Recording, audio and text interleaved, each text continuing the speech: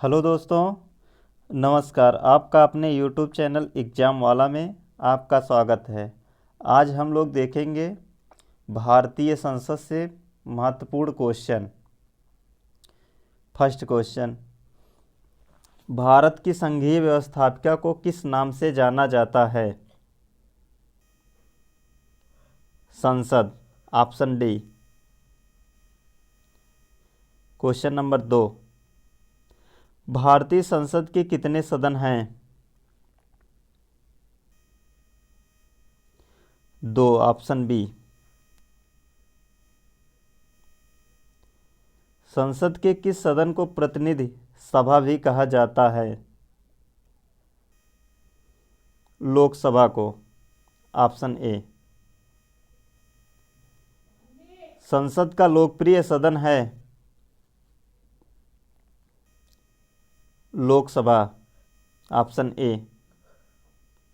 Question number 5, संसद का अस्थायी सदन है Rajya Sabha, option B. Question number 6, भारतीय संसद में शामिल हैं लोकसभा, राज्यसभा एवं राष्ट्रपति, ऑप्शन डी। क्वेश्चन नंबर 7,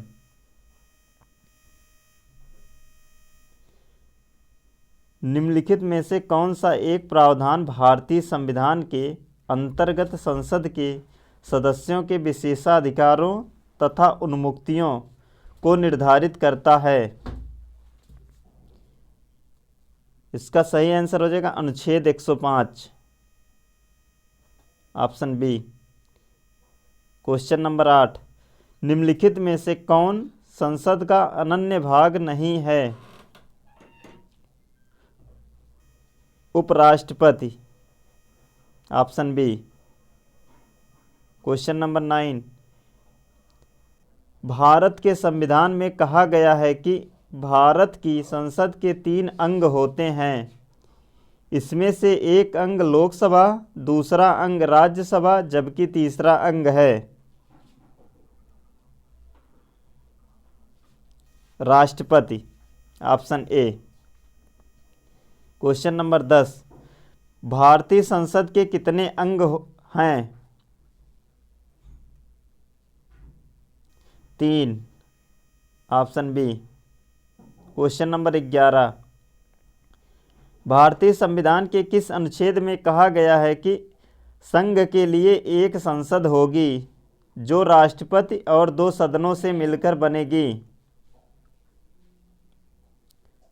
अनुच्छेद 79 में, ऑप्शन बी। क्वेश्चन नंबर 12, निम्नलिखित कथनों में से कौन असत्य है? ऑप्शन ए, लोकसभा को संसद का प्रथम सदन कहा जाता है, यह सही है। ऑप्शन बी, राज्यसभा को संसद का द्वितीय सदन कहा जाता है, यह भी सही है। राज्यसभा एक अस्थायी सदन है, यह गलत है, अस्थायी होता है। इस प्रकार इसका सही answer option C. Question number 13, निम्नलिखित कथनों में कौन सही है? ऑप्शन ए, लोकसभा भारतीय जनता की प्रतिनिधि सभा है, सही है। राज्यसभा संसद का उच्च सदन है, ये भी सही है। राज्यसभा राज्यों का प्रतिनिधित्व करता है, यह भी सही है। ऑप्शन डी, उपयुक्त सभी, इसका सही आंसर हो जाएगा उपयुक्त सभी, ऑप्शन डी। क्वेश्चन नंबर 14, संसद का निम्न सदन एवं उच्च सदन क्रमशः है? लोकसभा एवं Rajya Sabha, option B. Question number 15, संसद को भंग करने के लिए कौन सक्षम है? राष्ट्रपति, ऑप्शन ए। भारतीय संसद की संप्रभुता प्रतिबंधित है, न्यायिक समीक्षा से। Option B. संसद के कितने सत्र होते हैं?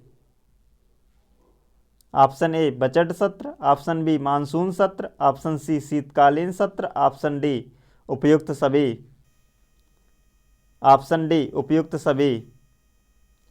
क्वेश्चन नंबर 18, संसद के दो क्षेत्रों के बीच अधिकतम कितना अंतराल दिया जा सकता है?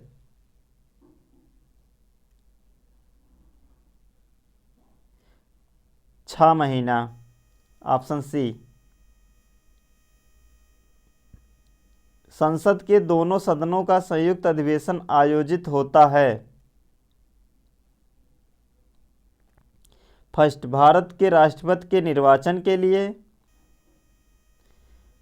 सेकंड, भारत के उपराष्ट्रपति के निर्वाचन के लिए। थर्ड, संविधान में संशोधन से संबंधित विधेयक को पारित करने के लिए। फोर्थ, एक ऐसे विधेयक पर विचार करने और उसे पारित करने के लिए जिस पर दोनों सदनों में मतभेद हो। निम्नलिखित कूटों में से सही उत्तर का चयन कीजिए। इसका सही आंसर हो जाएगा कूट 4 केवल।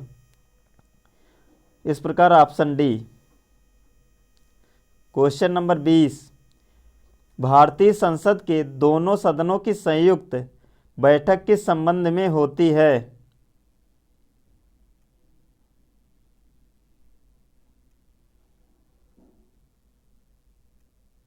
इसका सही आंसर हो जाएगा साधारण विधेयक।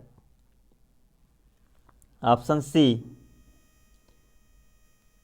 क्वेश्चन नंबर 21, साधारण विधेयक से संबंधित गतिरोध को दूर करने के लिए संसद के दोनों सदनों की संयुक्त बैठक कौन बुलाता है?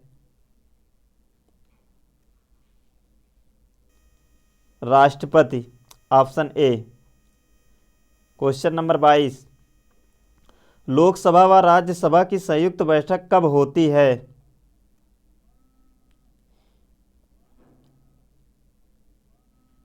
लोकसभा एवं राज्यसभा में मतभेद होने पर।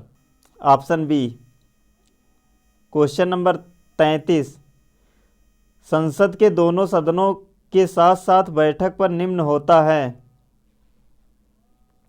संसद के दोनों सदनों के साथ साथ बैठने पर निम्न होता है। एक बिल जिस पर दोनों सदन सहमत ना हो उस पर विचार करना और पास होना। Option C. क्वेश्चन नंबर 20, यदि किसी सामान्य विधेयक पर राज्यसभा और लोकसभा के बीच गतिरोध आता है तो उसका समाधान कौन करेगा? इसका सही आंसर हो जाएगा संसद का संयुक्त सत्र। Option C. क्वेश्चन नंबर 25, स्वतंत्र भारत के संसदीय इतिहास में अभी तक कितनी बार संयुक्त बैठक बुलाई गई है? 3 बार। Option C. क्वेश्चन नंबर 26, क्या राष्ट्रपति या उपराष्ट्रपति कभी संयुक्त अधिवेशन की अध्यक्षता करते हैं? कभी नहीं। Option B. क्वेश्चन नंबर 27, संसद के दोनों सदनों के संयुक्त अधिवेशन की अध्यक्षता कौन करता है? लोकसभा अध्यक्ष। Option D. क्वेश्चन नंबर 28, संसद के संयुक्त बैठक को कौन संबोधित करता है?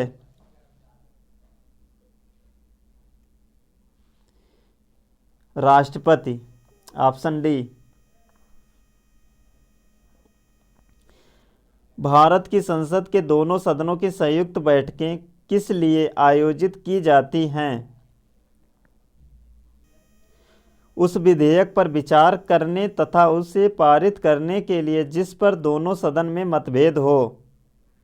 Option D. उस विधेयक पर विचार करने तथा उसे पारित करने के लिए जिस पर दोनों में मतभेद हो। क्वेश्चन नंबर 30, संसद के संयुक्त अधिवेशन में विधेयक पारित होता है?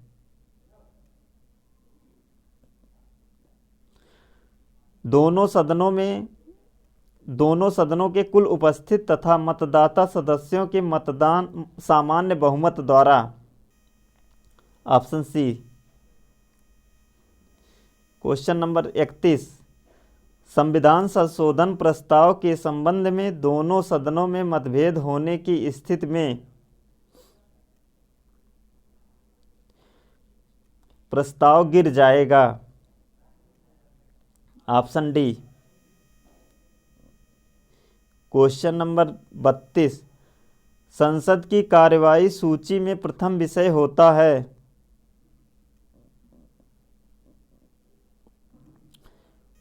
प्रश्नकाल। Option B. क्वेश्चन नंबर 33, कौन सी प्रथा संसदीय प्रणाली को भारत की देन है? कौन सी प्रथा संसदीय प्रणाली को भारत की देन है? शून्यकाल। Option A. Question number 34,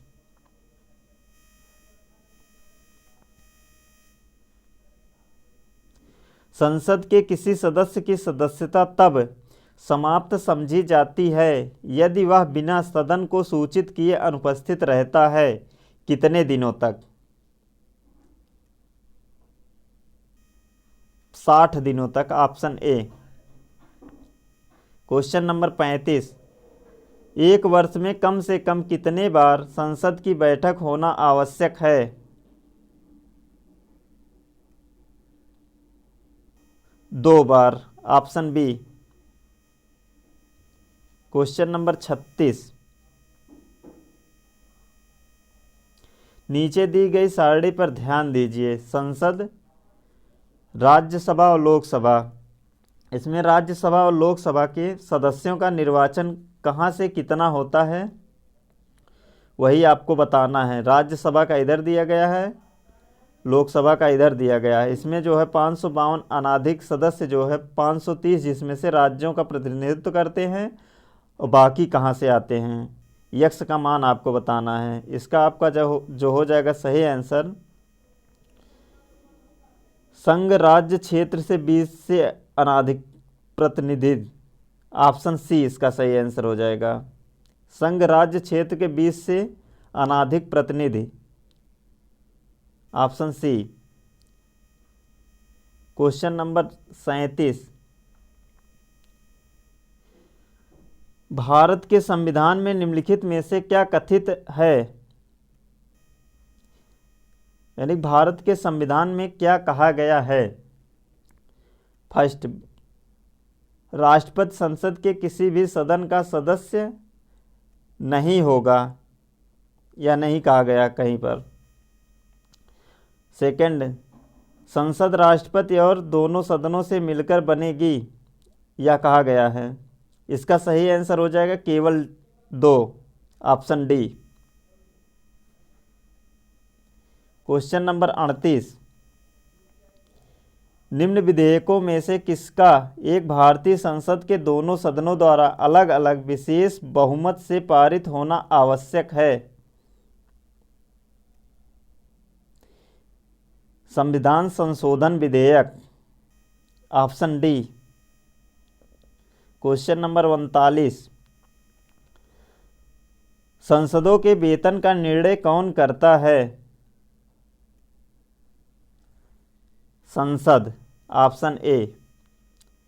question number 40, संसद के कुल सदस्यों का कितना भाग वैधानिक चैम्बर की मीटिंग बुलाने के लिए आवश्यक गणपूर्ति कोरम है?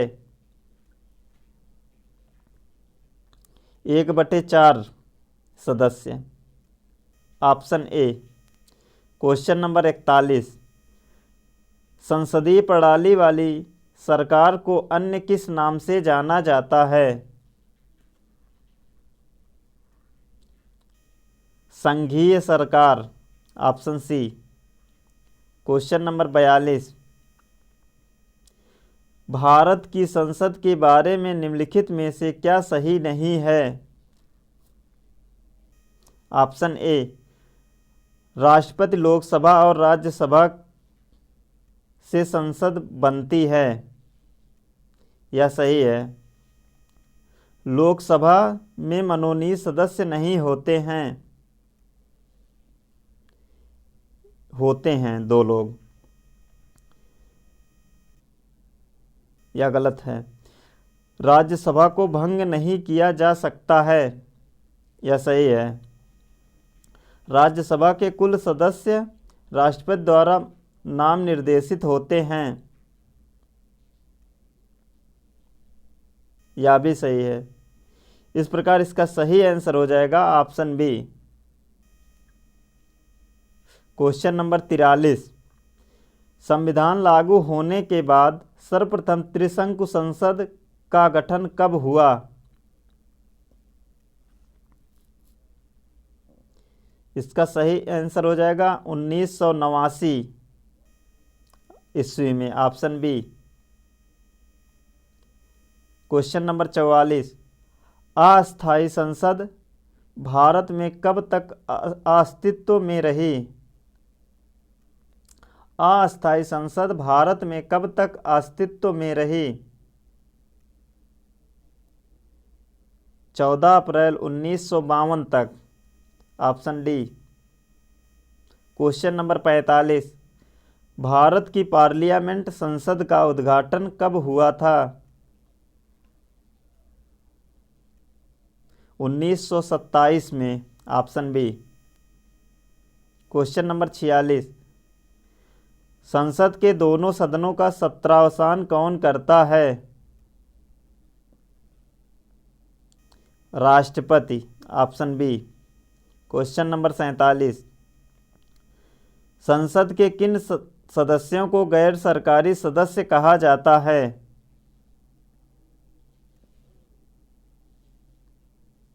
मंत्री के अलावे अन्य प्रत्येक सांसद को, option B. Question number 48। Bharat सरकार के निर्णयानुसार संसद का एक सदस्य अपने क्षेत्र के विकासात्मक कार्यक्रमों हेतु कितनी राशि खर्च कर सकता है? इसका 5 करोड़ रुपए, ऑप्शन डी। Question number 49। किसी संसद सदस्य की अयोग्यता के संदर्भ में निर्णय कौन करता है? राष्ट्रपति, option C. Question number 50। Bharat की संचित निधि से धन निर्गम पर किसका नियंत्रण है? संसद, ऑप्शन डी। यह पूरा वीडियो देखने के लिए बहुत बहुत धन्यवाद। यह वीडियो आपको कैसा लगा? अपना फीडबैक कमेंट में ज़रूर दें। धन्यवाद।